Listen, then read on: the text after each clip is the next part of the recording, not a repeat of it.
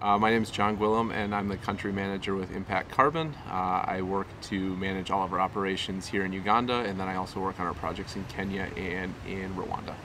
Yuga Stove started with Impact Carbon, I believe, back in 2007. And it was as our executive director, Evan Hagler, was helping to write the gold standard methodology for cook stoves.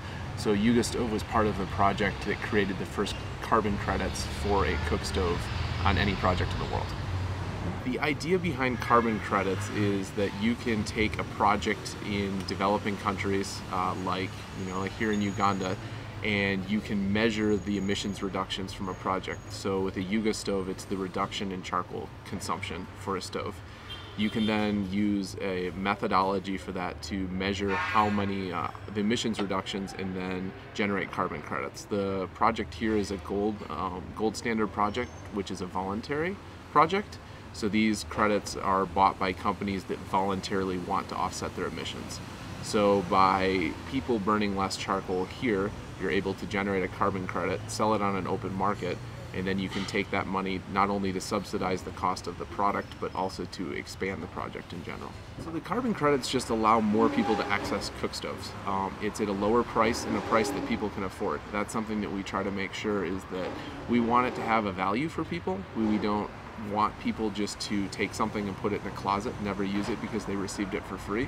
So we believe people, when they pay a value for something, that there's going to be increased usage, and people are then making a commitment to using a product. So without the carbon financing, though, the product price would definitely be higher, which I think would limit the number of people that could buy it. So not saying that their business couldn't be sustainable without it, but I don't think that they would be able to reach the same production and sales numbers that they currently are.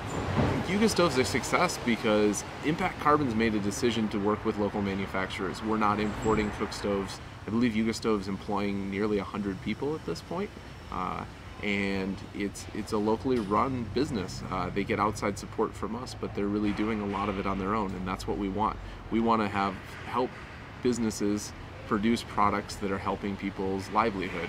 I mean, charcoal cook stoves not only have positive effects for the environment from the reduced use of charcoal, but they reduce indoor air pollution, which kills 19,000 people per year in Uganda, I believe.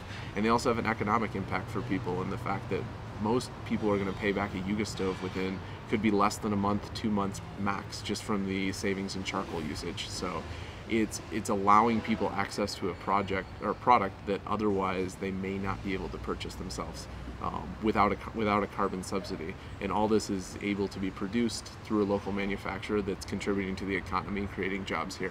So I think in general, that's, in my thoughts, one of the biggest advantages of working with a partner like Yuga Stove. I believe last month Yuga Stove sold nearly 7,000 stoves, so it's like 6,750 approximately. So there have been a couple different factors for success in this.